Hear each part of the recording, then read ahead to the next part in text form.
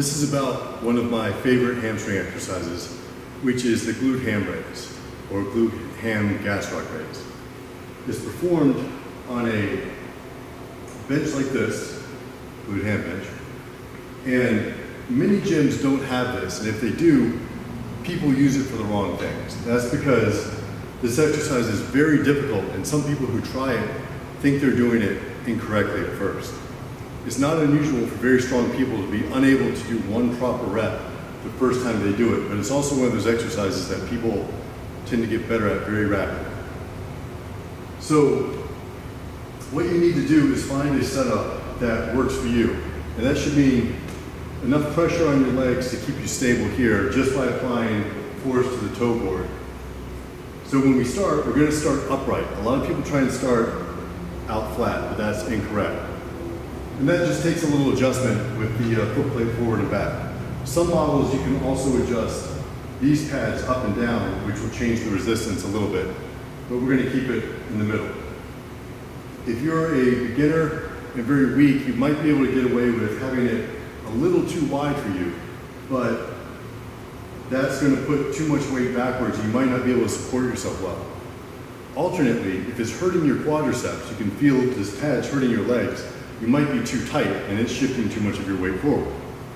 So, when you're in the machine,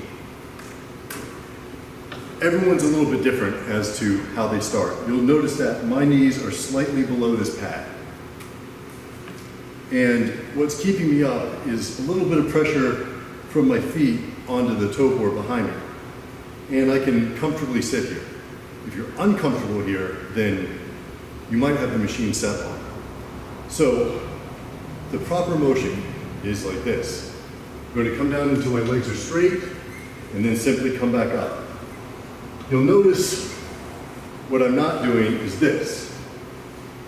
Using momentum to swing myself up. That's okay if you're a beginner, but this is a hamstring exercise. We're not really trying to get that much lower back action or swing into it. So that's only the case, you should only use that in the case that you can't do it properly at first. A common mistake is forcing your body weight back. If anything, you should kind of tuck your chin and make it feel like you're kind of driving with the hips, because you don't want to be overextended backwards, just using your body weight like this. That's not right.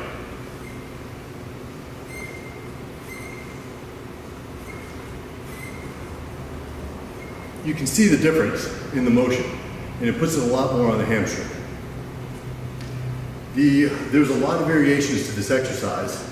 You can hold weight, you can put a band around your neck, you can do very slow eccentrics, which is very tough, and you can get a lot out of this machine.